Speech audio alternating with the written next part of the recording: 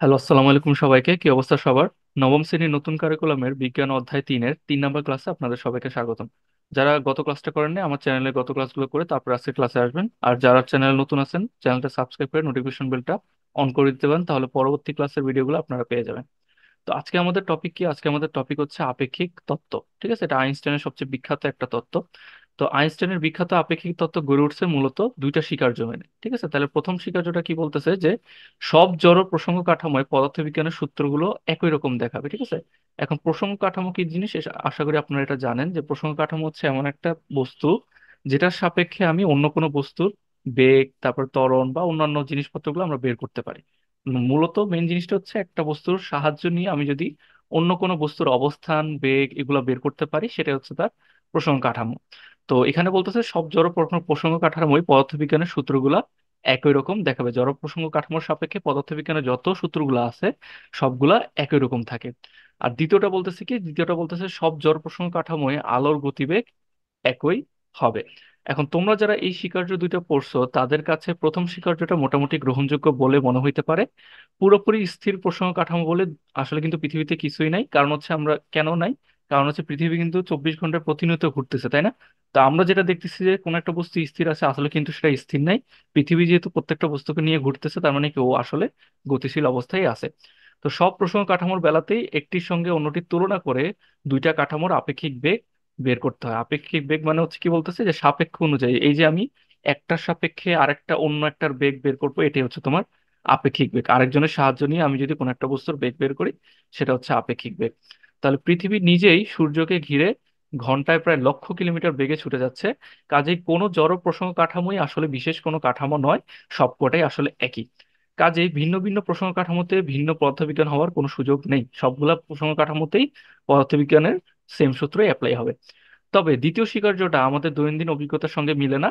কারণ এটা কিন্তু আমরা রেগুলার দেখতে পাই না। যে আলোর বেগের কথা যে বলেছে, আলোর বেগটা কিন্তু আমরা রেগুলার লাইফে দেখি না, চোখ আমাদের দেখতে পারে না।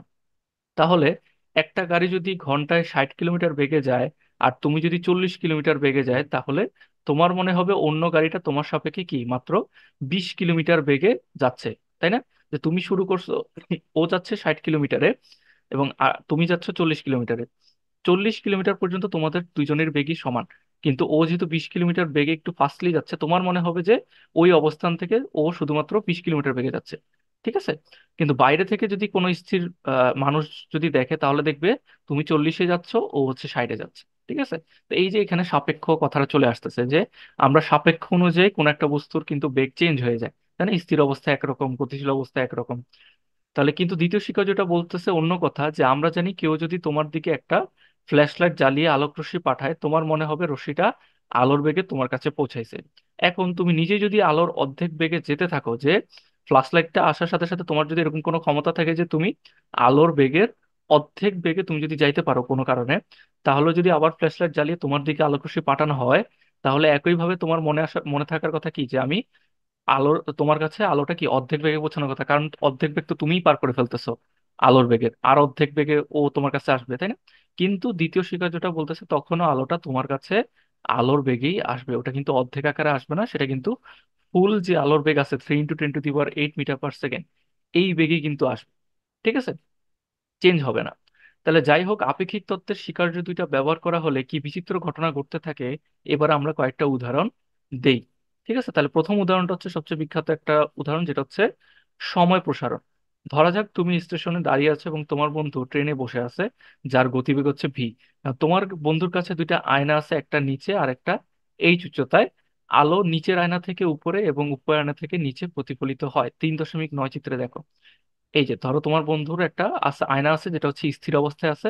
তো এটার মূল কথাটা কি? মূল কথাটা হচ্ছে এই দুইটা মানে আয়নাতে যদি আলো রিফ্লেক্ট করে, মানে যদি একবার স্থির অবস্থা থাকে সেটা একবার উপরে যাবে, আবার কিন্তু উপরে থেকে রিফ্লেক্ট হয়ে নিচেও কিন্তু আসতে পারে। ঠিক আছে, তাহলে এটা বলছে স্থির বস্তুর সাপেক্ষে আয়নাটার কথা বলতেছে।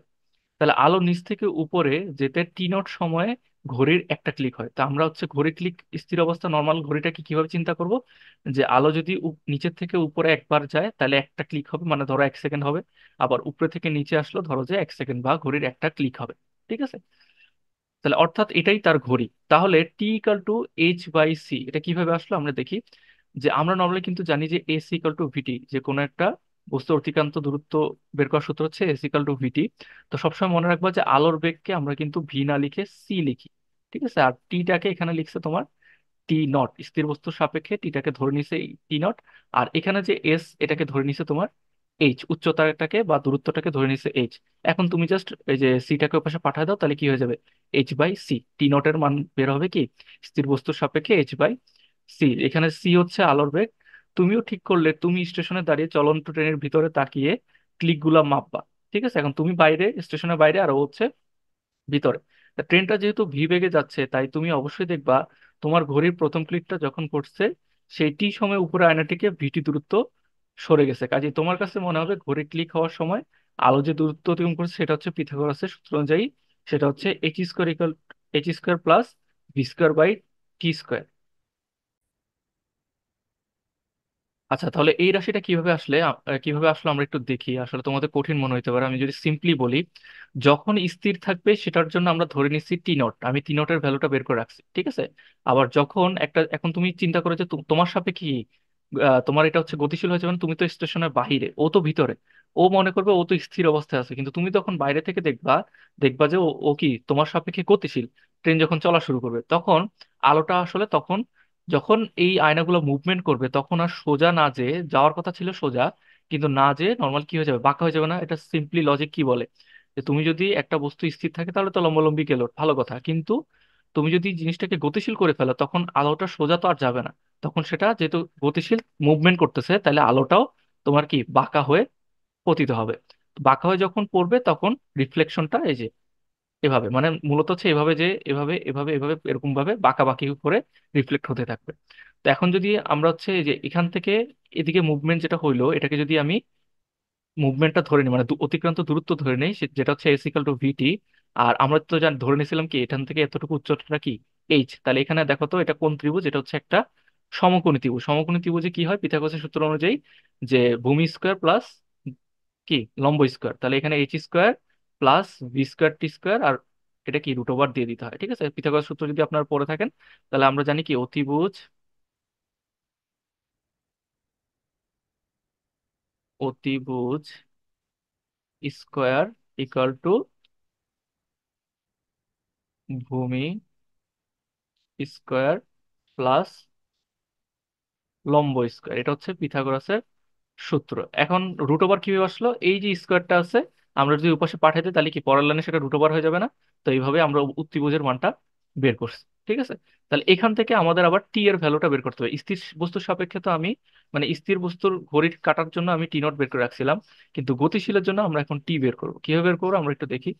যে আমরা তো এটা পাইছি পিথাগোরাস সূত্র অনুযায়ী অতিভুজের মানটা।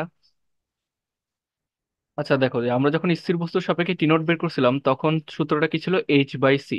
তো সেম এখানে গতিশীল বস্তুর জন্য এভাবেই হবে, সিটা সির মধ্যে থাকবে, কিন্তু এখন অতিক্রান্ত দূরত্বটা চেঞ্জ হয়ে আমরা বের করছি কি এটা। তাহলে আমরা উপরে এই টি এর, মানে এই অতিক্রান্ত দূরত্বটা বসাই দিচ্ছি। তাহলে সূত্র কি দাঁড়ালো, T equal to root over H square plus V square T square by C.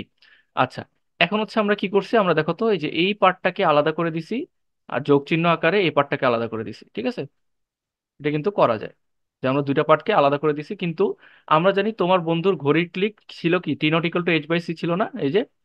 আর তো এটাকে যদি আমি এখন বর্গ করি তাহলে কি হবে, উভয় পক্ষ যদি বর্গ করি টি নট স্কোয়ার হয়ে যাবে, আর এদিকে H square by C square হয়ে যাবে।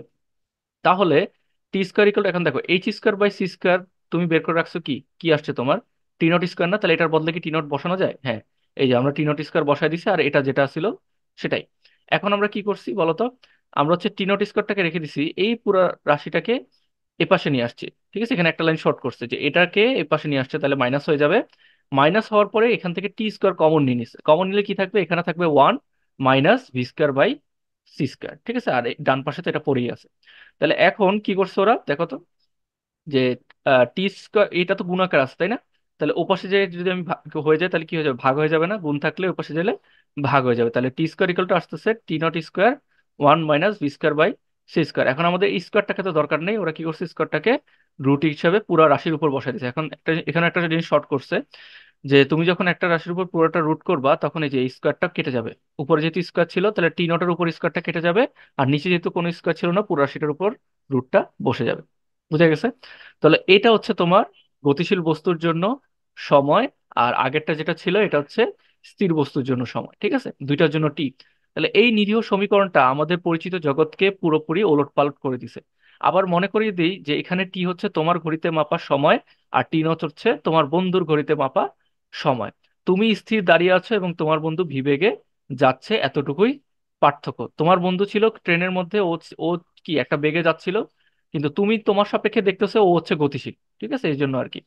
এভাবে ভি এর মান কম হলে টি এবং টি নটের মাঝে তেমন কোনো পার্থক্য নেই, কিন্তু যদি আলোর বেগের কাছাকাছি হয় তাহলে সম্পূর্ণ অন্য ব্যাপার ঘটতে থাকে। মানে এই দুটো সমীকরণ ততক্ষণ পর্যন্ত ঠিক থাকবে যতক্ষণ পর্যন্ত নর্মাল একটা সময়, মানে বেগটা নর্মাল থাকবে।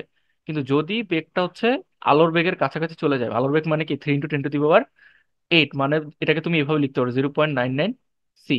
যদি এটা অর্জন করতে পারে কোনো একটা বস্তু, যদি এই বেগে গতিশীল হয়, তাহলেই ঘটনাটা চেঞ্জ হয়ে যায়। তখনই তোমার এই ডিফারেন্সটা চলে আসে, টি আর টি নটের মধ্যে একটা ডিফারেন্স চলে আসে, হিউজ ডিফারেন্স চলে আসে। তো এখানে ধরো আলোর বেগের মানটা যদি আমরা এখানে বসাই, তাহলে দেখা যায় যে ক্যালকুলেশন করে যে 7 টি নট মানে 7 গুণ বেশি সময় অতিবাহিত হয়ে যায়।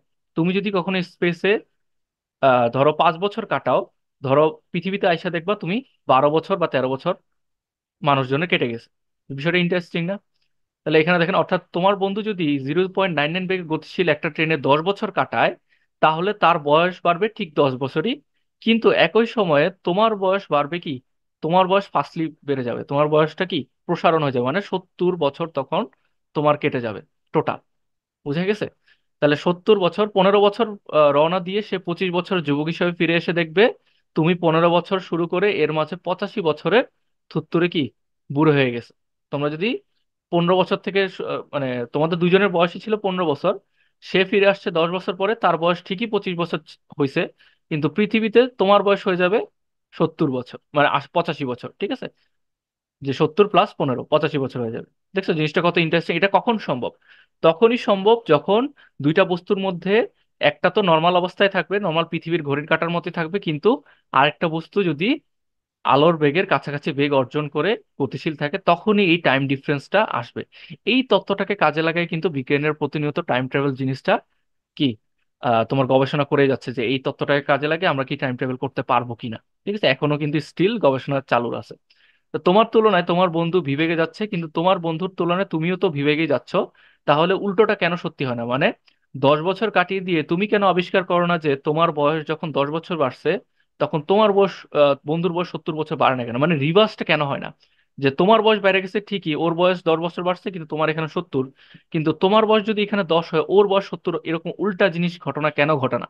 তো এটা ভাবার জন্য আমাদের আবার পরবর্তী ক্লাসে সাহায্য লাগবে। এটা আপাতত আপনাদের ক্লাসে আলোচনা করে নাই, যে এটা আপেক্ষিক তত্ত্বের একটা অত্যন্ত মজার প্রশ্ন। কার বয়স বেড়েছে দেখার জন্য তোমার এবং তোমার বন্ধুর দেখা হতে হবে, দেখা না হলে তোমরা কখনোই জানবে না কার বয়স কত বাড়ছে। আর দেখা যদি করতে হয় তাহলে মাঝে একজনকে অবশ্যই থামতে হবে এবং গতির পরিবর্তন করে ফিরে আসতে হবে। যে থামবে দুজনের মধ্যে এবং গতি পরিবর্তন করবে, তার সময় অতিক্রান্ত হবে কম। কেন সেটা হবে তার ব্যাখ্যাটা খুব কঠিন নয়, কিন্তু আপাতত সেটা তোমরা উপরের ক্লাসের জন্য রেখে দিই, আমাদের একটা সাসপেন্স রেখে দিয়েছি, এটা কেন হয় আমরা পরবর্তী ক্লাসে জানবো। তো সময় প্রসারণের এই বিখ্যাত সমীকরণটা শুধু একটা মজা সূত্রই হতে পারতো, কিন্তু এটা মোটেও কিন্তু সেটা হয়ে থাকে নাই। বিজ্ঞানীরা এর অসংখ্য উদাহরণ দেখছেন এবং এটা আসলে সত্যি। তাহলে মূলত এই সময় প্রসারণ দ্বারা আমরা কি বুঝলাম? যে একটা স্থির ঘড়ি থেকে যে সময় আমরা পাই, যদি ঘড়িটা গতিশীল হয় তবে তার থেকে কম সময় পাওয়া যায়। আমি আবার বলতেছি, আপনারা নোট ডাউন করতে পারেন। মূল যে তত্ত্বটা এটা হচ্ছে এটা, যে তুমি যদি একটা স্থির ঘড়ি থেকে যে সময় পাবা, ধরো তুমি একটা স্থির ঘড়ি থেকে যদি 5 মিনিট পাও, এবং সেই ঘড়িটা যদি কোনো কারণে গতিশীল হয়, আলোর বেগে যদি গতিশীল হয়, তবে সেখান থেকে তুমি সময় পাবা ধরো 2 মিনিট বা 1 মিনিট। 5 মিনিট না হয়ে সেটা হবে কি 2 মিনিট বা 1 মিনিট। কেন? কারণ ওই বস্তুটা আলোর বেগে গতিশীল থাকার কারণে। বুঝা গেছে? তো আপনাদের কাজ হচ্ছে আপনারা শুধুমাত্র এই যে টি নট আর টি এর সূত্রটা আপাতত মনে রাখবেন, আর যদি সূত্রের প্রতিপাদন আসে তাহলে কিভাবে স্টেপ বাই স্টেপ করতে হয় এটা জাস্ট একটু ফলো করবেন, তাহলে আপনারা বুঝতে পারবেন। ঠিক আছে? আচ্ছা, এরপরের টপিকটা হচ্ছে আমাদের স্থান সংকোচন। ঠিক আছে, সময় প্রসারণ তো শিখলাম, এবার হচ্ছে আমরা স্থান সংকোচনটা শিখবো। যে তোমরা আগের পরিচ্ছেদে দ্বিতীয় প্রজন্মের ল্যাপটন হিসাবে মিওনের কথা পড়ছো। আগের টপিকে আমরা আলোচনা করছিলাম যে বায়ুমণ্ডলে পৃথিবী পৃষ্ঠ থেকে প্রায় 10 কিলোমিটার উপরে কসমিক রে নামের একটা রে আছে, যেটার আঘাতে এই মিওন কণার জন্ম হয়, এবং যেটার আয়ু মাত্র বেঁচে থাকে কতক্ষণ? মাত্র 2.2 মাইক্রোসেকেন্ড। এটা খুবই কম। ঠিক আছে। ও জন্ম হয়েই সেকেন্ডের মধ্যে, মানে সেকেন্ড কি মাইক্রো সেকেন্ডের মধ্যে ও আবার হারায় যায়।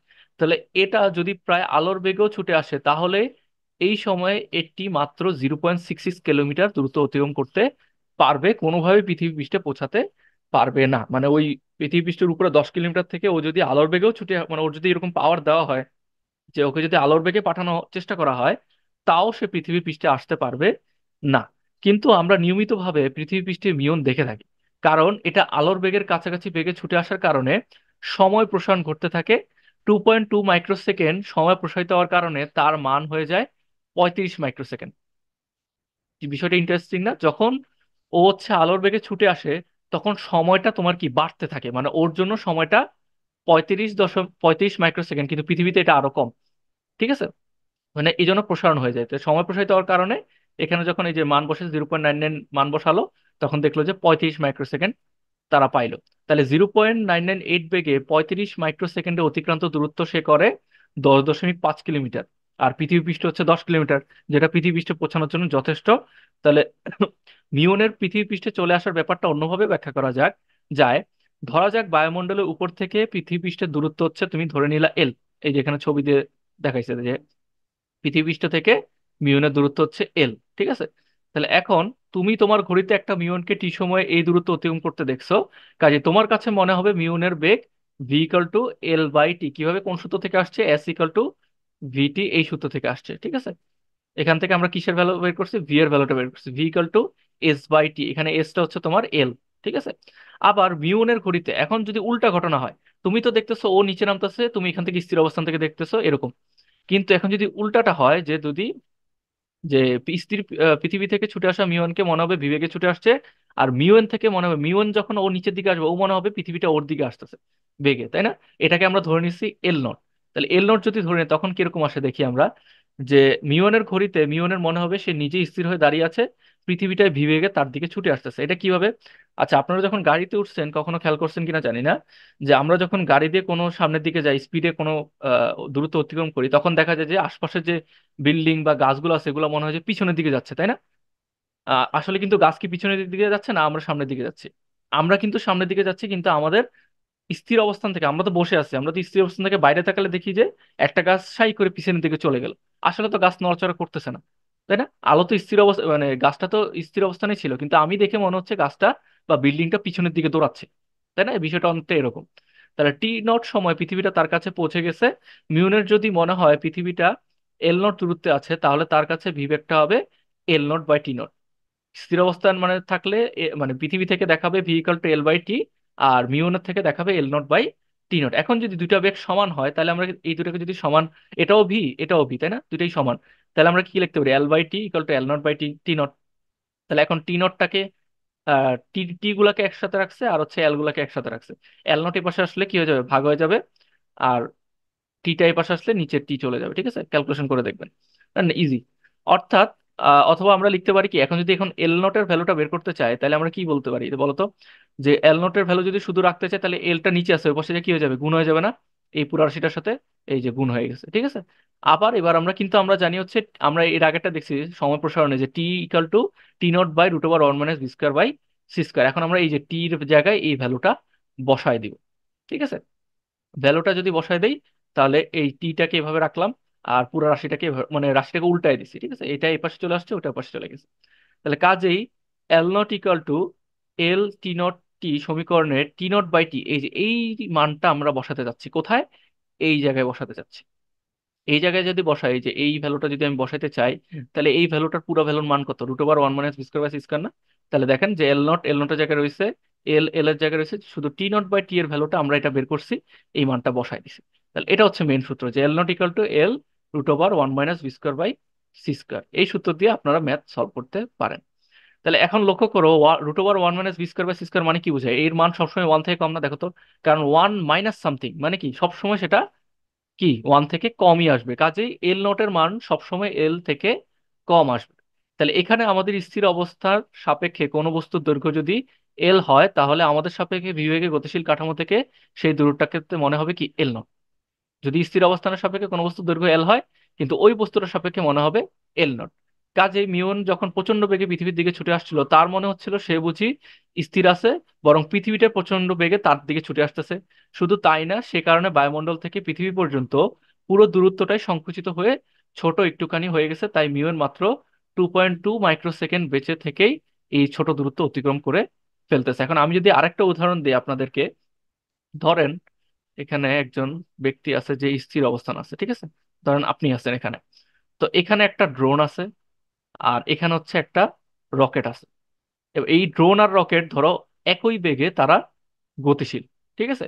এখন আমি চাচ্ছি যে এই রকেটটা, ধরো এটা হচ্ছে আর মানে রকেট, এটা হচ্ছে ড্রোন মানে ডি মানে হচ্ছে ড্রোন, ঠিক আছে?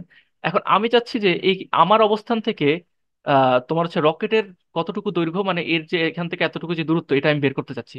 তাহলে নর্মালি হচ্ছে আমরা এটা কিভাবে বের করবো বলতো? যে আমার অবস্থান থেকে আমি প্রথমে একদম রকেটের শেষ মাথা পর্যন্ত মাপবো, তারপরে তার এই মাথা মানে শুরুর মাথা পর্যন্ত মাপবো, তারপরে যদি পুরাটা থেকে এটা মাইনাস করি তাহলে কি মাঝখানের দূরত্বটা পেয়ে যাবো না?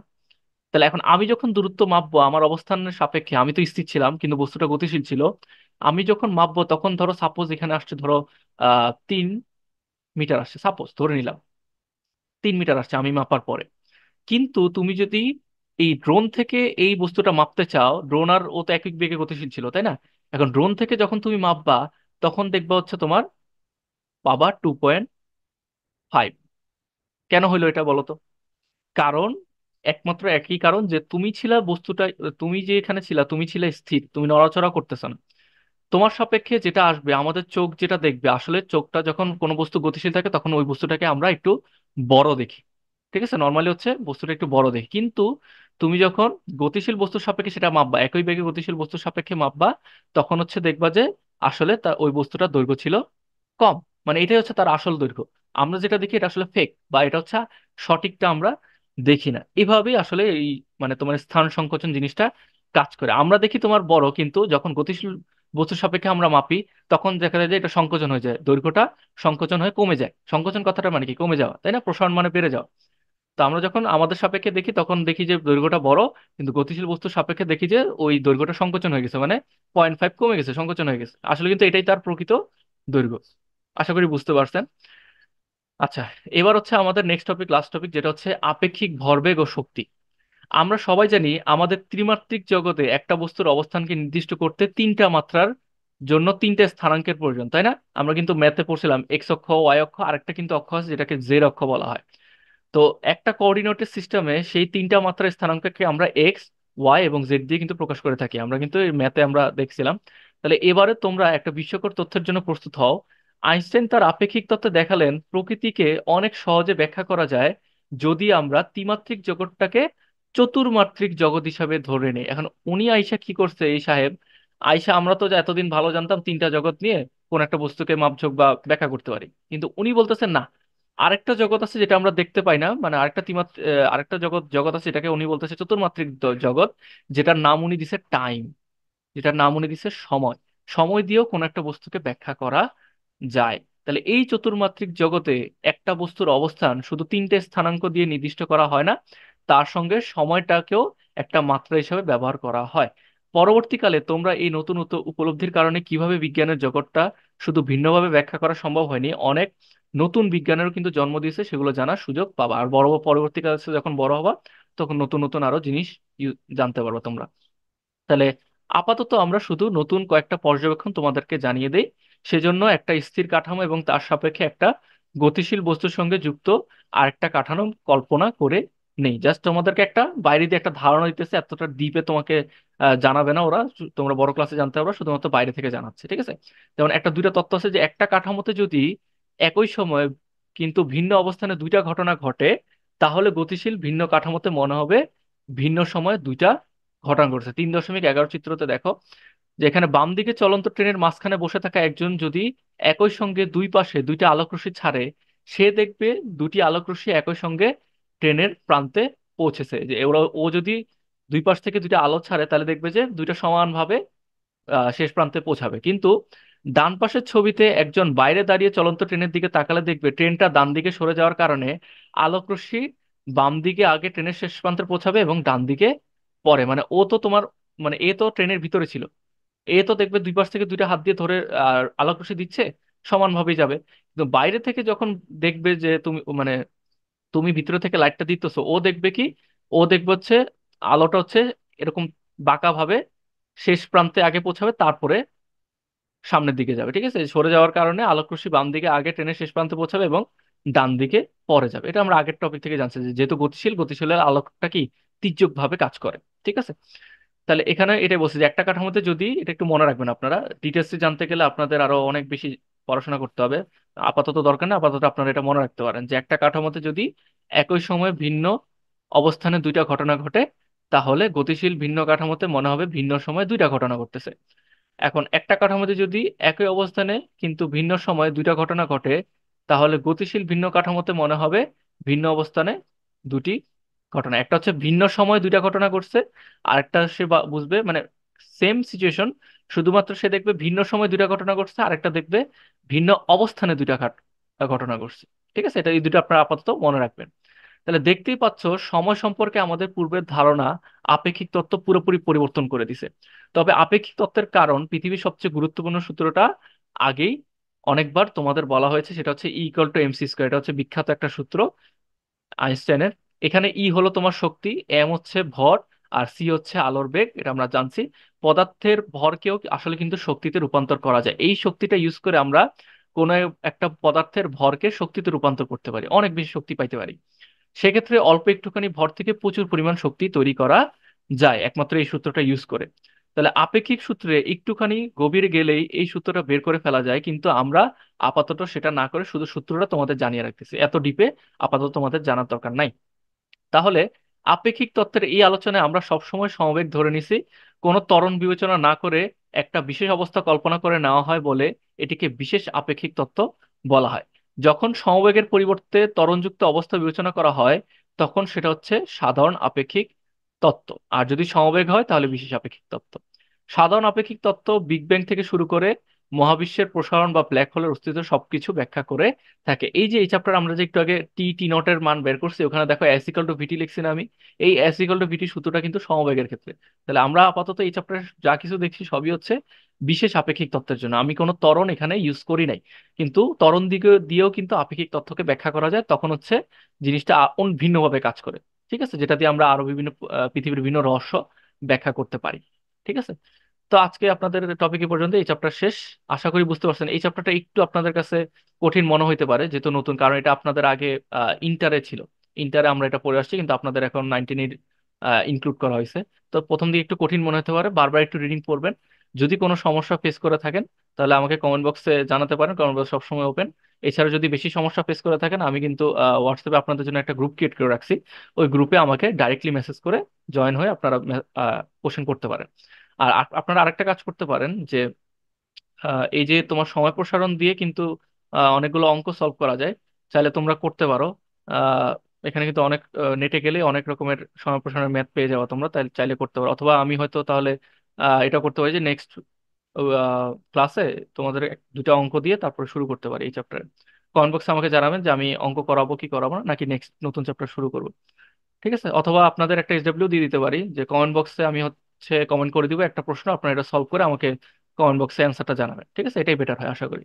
যে আমি একটা অঙ্ক দিয়ে রাখবো কমেন্ট বক্সে, আপনারা হচ্ছে সেটা সলভ করে জাস্ট অ্যান্সারটা আমাকে জানাবেন, আর না পারলে আমি নেক্সট ক্লাসে সেটা করাই দিব। ঠিক আছে, তো আশা করি কোনো সমস্যা হবে না। সবাই ভালো থাকবেন। আসসালামু আলাইকুম। আল্লাহ হাফিজ।